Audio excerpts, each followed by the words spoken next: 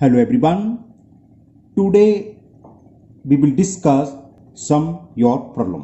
आज के वीडियो में हमेशा की तरह हम आपकी कुछ प्रॉब्लम को सॉल्व करेंगे। उससे पहले मैं एक बात कहना चाहूँगा, मैं आपको बताता हूँ, है ना, 97 से टीचिंग कर रहा हूँ। 1997 after completing my PG MSc में कंप्लीट करने के बाद 97 से मैं टीचिंग में हूँ। करीब 24 ईयर्स एक्सपीरियंस है मेरे को। तो आप लोग ये ना समझें कि मैं जो कुछ पढ़ा रहा हूँ तो कुछ गलत पढ़ा रहा हूँ आपको, है ना। गलत नहीं पढ़ा सकता, हाँ मिस्टेक हो सकती है, कैलकुलेशन भी मान सकते हैं, कई बार मिस्टेक हो जाती है, वो तो चलता है।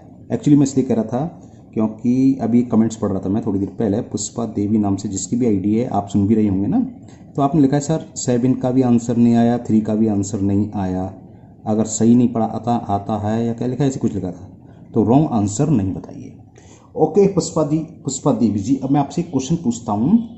मेरे को 8 और 20 के बीच में कोई दो नंबर बताओ। चलो नेचर नंबर ही बताइए, 8 और 20 के बीच में क्या आंसर है आपका, बताइए। हो सकता है आप बोले 9, हो सकता है आप बोले 10, ठीक है। 8 और 20 के बीच में नेचर नंबर 9, 10, 2 पूछे तो बता दिए। बुक में आंसर दे रखा है 15, 16, तो क्या ये आपका गलत हो गया?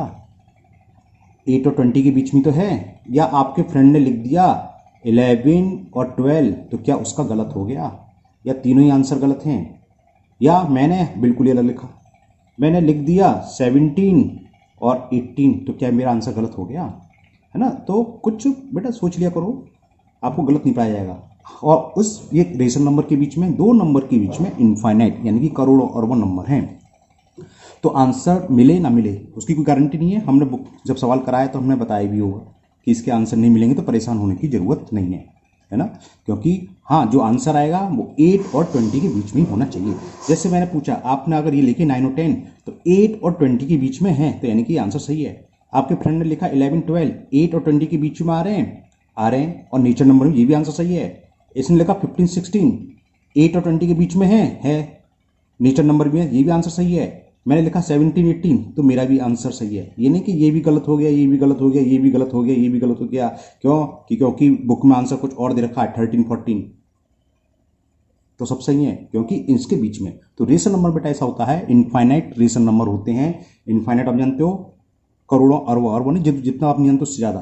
तो उसमें से कोई 2 नंबर, 3 नंबर, कोई जरूरी नहीं है कि आंसर मिले। और मैंने जब एक्सरसाइज को कराया था, मैंने पहले बताया था, जो आंसर न मिले तो आपको परेशान होने की जरूरत नहीं है। हाँ, ये जरूर चेक कर लें, जो आंसर हमारा आ रहा है 8 और 20 के बीच में है। अगर मैं कहूँ 1 और 2 के बीच में इनफाइनाइट है ना, इनफाइनाइट रेशनल नंबर होते हैं, 2 रेशनल नंबर लिखने हैं, तो आप डायरेक्ट लिख सकते हैं 1.1, 1.2, इसका मतलब हो गया 11/10, 12/10, ये 2 रेशनल नंबर हो गए।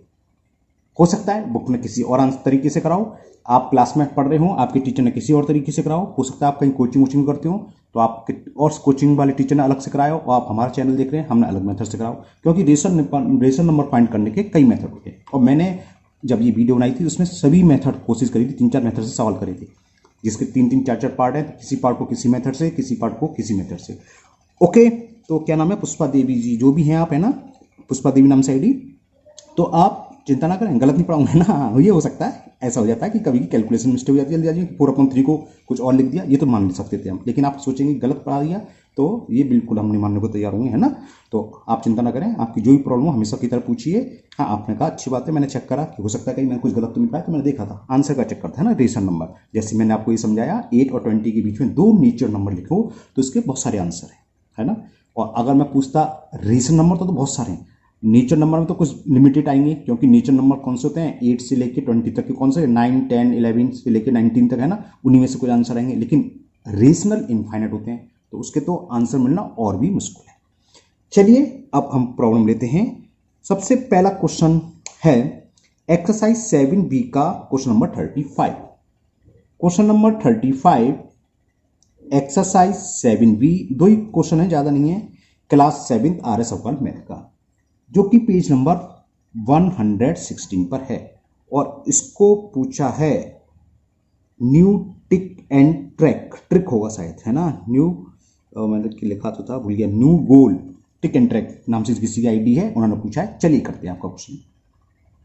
क्वेश्चन 34 है, Hari Babu left 1/3 of his property to his son. उसकी जितनी भी प्रॉपर्टी उसका 1/3 अपने सन को दी, 1/4 टू हिज डॉटर, और कुल प्रॉपर्टी का 1/4 अपनी डॉटर को दी, एंड द रिमाइंडर, जो भी बची, टू हिज वाइफ, अपनी पत्नी को दे दी। इफ हिज वाइफ शेयर, और वाइफ के शेयर में कितनी प्रॉपर्टी आई, 18,000 रुपीज। तो what was the worth of his total property, उनकी प्रॉपर्टी टोटल वर्थ यानी कि कीमत क्या है। चलिए करते हैं। तो क्या करा हमने, पहले एज्यूम कर ली, लेट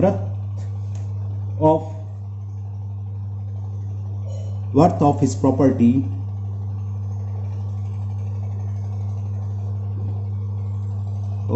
आ रही है ना, property is equal x rupees. अब देखो जैसे ये सवाल है ना, अगर पुष्पा देवी देख रही है तो अब इस सवाल को भी हम कई तरीके से कर सकते हैं, एक एक्स मान के, एक 100 मान के। आपने सुनाओ, अब मैं इसको अभी पहले कर दूं एक्स मान के, फिर एक दूसरे तरीके से समझाऊंगा, क्योंकि हम टीचर हैं, बताए कैसे सवाल है, ऑब्जेक्टिव होता है, हम शॉर्ट तरीका बताते हैं। तो इसको हम 300 मान के, आप कहोगे सर 300 मान के कराए सर ने, ऐसा तो कोई नहीं कराता है, सर को पढ़ाना नहीं आता है, या सर को मेथड नहीं मालूम, सर को आता नहीं है। तो ऐसा नहीं है कि हमें जो आता है उसके ज़्यादा कोई और मेथड नहीं हो सकते है ना, बहुत सारी मेथड होते हैं सवाल को सॉल्व करने को। मैं भी इसको करूंगा। चलो पहले एक्स मान के करते हैं। Let worth of his property x rupees, 1/3 उसने अपने सन को दी, तो हिज सन शेयर कितना हुआ, सन शेयर हुआ 1/3 का मतलब 1/3x, यानी कि x/3 रुपीज। अब ये सवाल करो तो ध्यान रखना कि रिमेनिंग का 1/4 है, ऐसा कुछ नहीं कह रहा था, रिमेनिंग का 1/4 नहीं है, जो भी प्रॉपर्टी है उसका 1/4 उसने अपनी बेटी को दी। शायद है, कहां चला गया क्वेश्चन, हाँ डॉटर, 1/4 टू हिज डॉटर। तो हिज डॉटर शेयर कितना हो गया, हिज डॉटर शेयर x का 1/4 यानी कि 1/4 इंटू एक्स, तो कितना हो गया x/4। कुल x रुपए थे, उसमें से x/3 सन का शेयर हो गया, x/4 बेटी का हो गया, और जो बचा क्या, x में से इन दोनों को माइनस कर दें, वो उसकी वाइफ का शेयर हुआ, हिज वाइफ शेयर।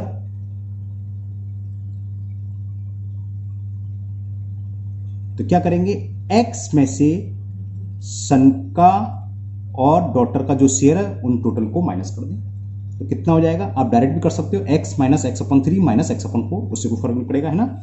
तो इसमें क्या हुआ, 4 और 3 का एलसीएम 12 आ गया, 12 का मल्टीपल x में करा 12x माइनस 3 का 12 में 4 टाइम्स, तो ये हो गया 4x, 4 का 12 में 3 टाइम्स, और प्लस 3 का करेंगे तो 3x, तो ये कितना हो गया 4x प्लस 3x 7x, और 12 में से 7 सब्ट्रैक्ट करेंगे, चलो नहीं कर रहा डायरेक्ट, 12x माइनस 7x/12, तो ये हो गया 5x/12। ये क्या है, हिज वाइफ शेयर। और ये हमें दे रखा है कि वाइफ का शेयर क्या है, if his wife share is 18,000 rupees, कितना 18,000 रुपीज, और वाइफ का शेयर ये, यानी कि ये किसके इक्वल है 18,000।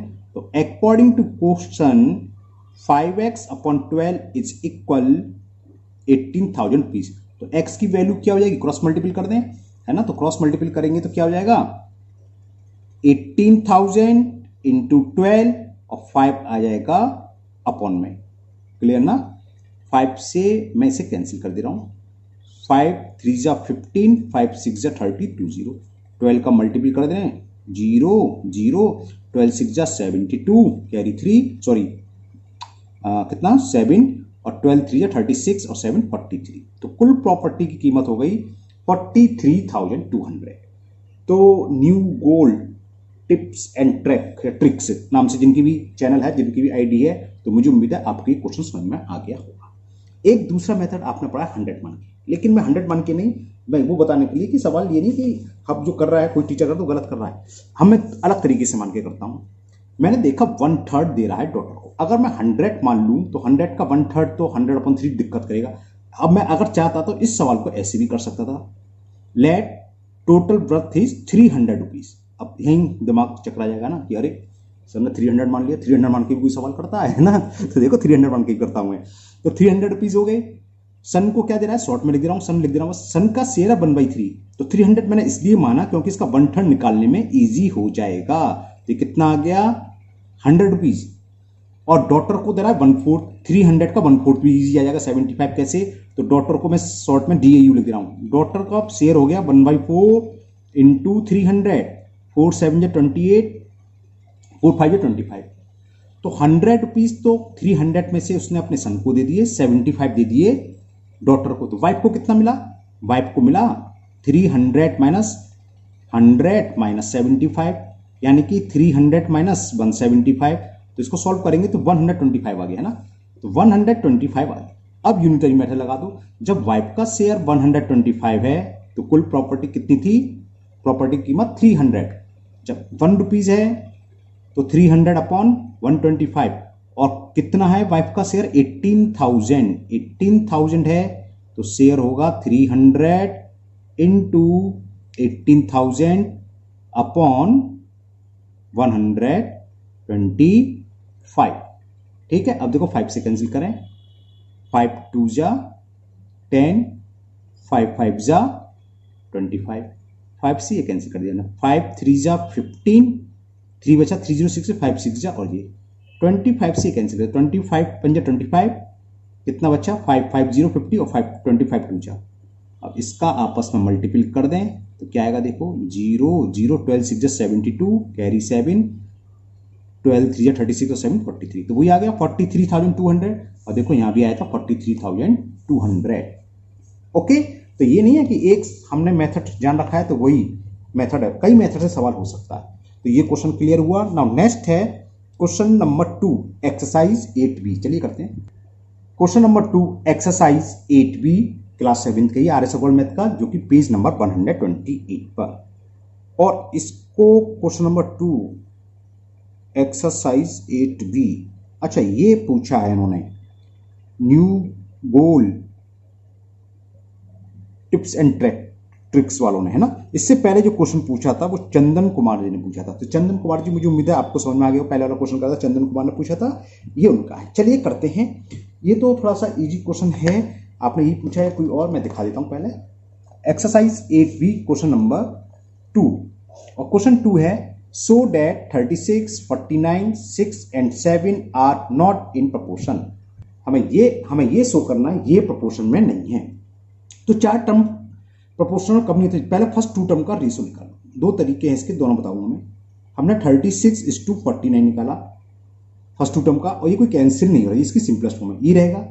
और लास्ट 2 टर्म का रेशियो ये हो गया। फिर लिख दोगे since 36:49 is does not equal to 6:7, so therefore 36, 49, 6 and 7 are not in proportion. Okay, बस हो गया सवाल, हो गया। दूसरा मेथड समझ लो, जैसे या दूसरा मेथड 36, 49, 6 एंड 7, क्योंकि इस आज के कल मैंने वीडियो अपलोड करी स्टूडेंट प्रॉब्लम, ज्यादा प्रॉब्लम नहीं, 2 ही प्रॉब्लम है, तो ये दोनों मेथड से बता देता हूं मैं। तो दूसरा मेथड क्या है? देखो ये फर्स्ट टर्म, ये सेकंड टर्म, ये थर्ड टर्म, ये फोर्थ टर्म, ये क्या कहलाते हैं? मीन्स टर्म, है ना, मिडिल टर्म, और ये एक्सट्रीम टर्म। तो प्रोडक्ट ऑफ एक्सट्रीम निकालो। प्रोडक्ट ऑफ एक्सट्रीम यानी कि बाहर वाले टर्म का जो फर्स्ट टर्म है और जो फोर्थ टर्म है, इनका प्रोडक्ट, इनका मल्टीपल करो। कितना आया? 7 6 जा 42, कैरी 4, 7 3 जा 21 और 4 252। अब निकाल लो प्रोडक्ट ऑफ मीन्स, जो मिडिल टर्म है। अगर ये दोनों इक्वल आते हैं तब तो ये प्रोपोर्शन होंगे, अदरवाइज नहीं होंगे। तो product of means second term और थर्ड टर्म कहलाते हैं मीन्स। 49 इंटू 6, 6 9 जा 54, कैरी 5, 6 4 जा 24 और 5 29। अब क्या ये दोनों इक्वल है? नहीं है, तो आप लिखोगे कि product of extreme is does not equal to product of means. So कौन कौन से थे? 36, 49, 6 and 7 are not in proportion। बस यही आज की वीडियो में 2 ही क्वेश्चन थे, क्योंकि मैंने कल या परसों ही स्टूडेंट प्रॉब्लम हमसे वीडियो सॉल्व करके डाली थी, इसलिए आज ज्यादा क्वेश्चन नहीं है। तो मुझे उम्मीद है ये दोनों क्वेश्चन आप लोगों को समझ में आ गए होंगे, है ना। चंदन कुमार ने भी पूछा था। ओके चंदन, मुझे उम्मीद है आपको समझ में आ गया होगा। और क्या नाम है, पुष्पा देवी नाम से जो भी है ना, आपको भी समझ में आ गया ना कि ऐसा नहीं कि आंसर नहीं मिल रहा है तो वही क्वेश्चन गलत है। हाँ, हो सकता है कि वो गलत कर दिया हो, कभी कभी बाई मिस्टेक कैलकुलेशन मिस्टेक हो जाती है ना, तो ये तो मान सकते हैं कि कैलकुलेशन में मिस्टेक, हाँ, लेकिन गलत पढ़ा रहे हैं तो ये पॉसिबल नहीं है ना, गलत नहीं पढ़ाएंगे। और हमें बहुत एक्सपीरियंस है, हमने पहले बताया 24 ईयर्स काफ़ी होते हैं, इतनी तो आप लोगों की एज भी नहीं होगी। ओके, चलिए इसी तरह आपकी जो भी प्रॉब्लम हो आप पूछते रहिए, मैं आपकी प्रॉब्लम दूर करने की पूरी कोशिश करूँगा। फिर मिलते हैं नेक्स्ट वीडियो में। Thank you, have a nice day.